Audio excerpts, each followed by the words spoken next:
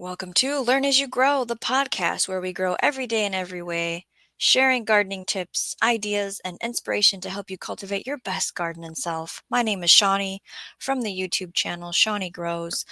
Let's talk about your best gardening year yet. Eco-friendly practices to creative garden designs. How will you encourage your neighbors or community to start gardening in 2025? Has anyone ever hosted a garden workshop or attended one? Or even a plant swap event? These things can be free. They can be in public places. You can share seeds or seedlings with friends and family. How many of you have access to a community garden or a garden club?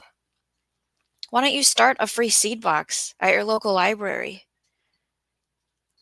Post gardening tips and inspiration on social media. Embrace sustainability in your gardening practices this year.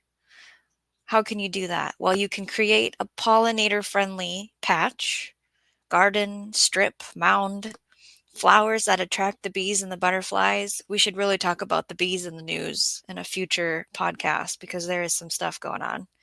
If you'd like to hear more about gardening in the news, let me know below. You can start composting, collecting rainwater, choosing organic fertilizers and pest control methods, and have a plan. Get your garden journal, your garden calendar. Maybe you want to use Seed Time. It's a free garden planning service on a computer or your phone. Have a themed garden that has a purpose. So when you know what you're planting is going to turn into something delicious at the end, right? Maybe you want to try growing a new plant variety or reorganize your garden layout. What are your goals? What is your vision? What are you most looking forward to? For all you apartment dwelling gardeners out there, you can maximize your growing space with vertical gardens, standing planters, microgreens, kits, hydroponic gardens, raised beds on wheels, containers, a windowsill setup. Have you ever heard of a green stalk? They just had a wonderful sale. Green stalks are great for balconies.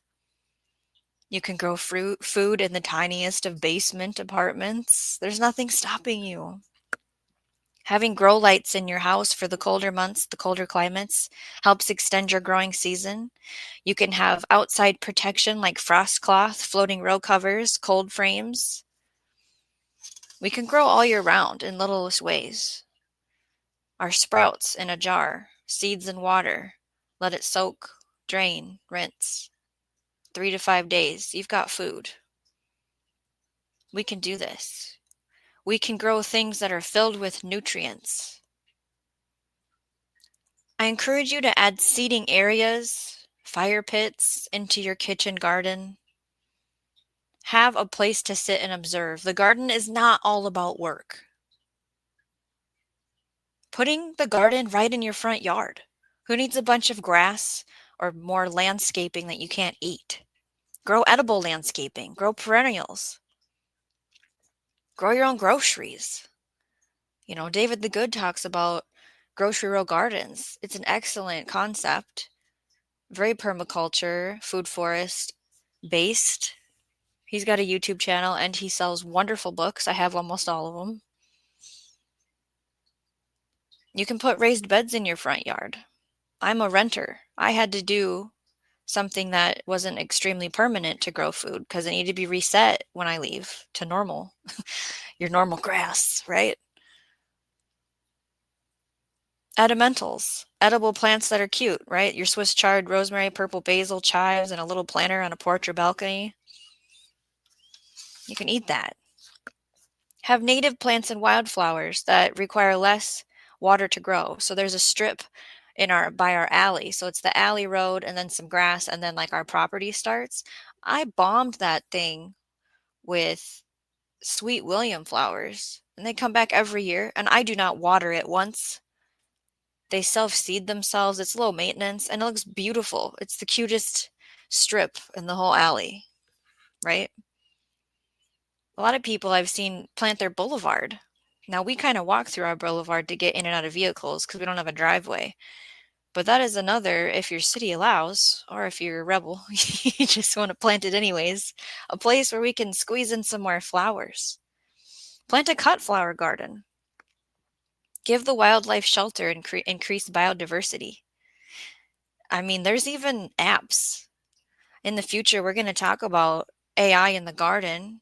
There's a show, the Chelsea Flower Show, I think it's called, in May, and we're going to talk about it because they're creating some stuff for gardeners. There's app-controlled irrigation systems. There's rain sensors for drip lines. Smart gardens is what we want to talk about in May. Have you heard about the robot weeding tools? Whole body health, the mind, the senses, and your nutrition all matter, and you need to take control over these. Have water features for tranquility, fragrant herbs like lavender and chamomile, soft sensory friendly plants like lamb's ear. Rosemary, you ever smelt that after you touched it? It can boost your mood.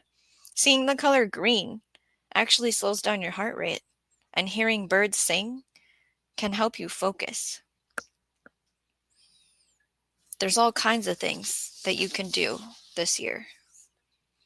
Embrace regenerative techniques for soil health and biodiversity, like making your own compost, using worm castings and biochar, companion planting, brew your own liquid fertilizer, use cover crops in the winter or during the really hot seasons when you can't grow anything, depending on what climate you're in.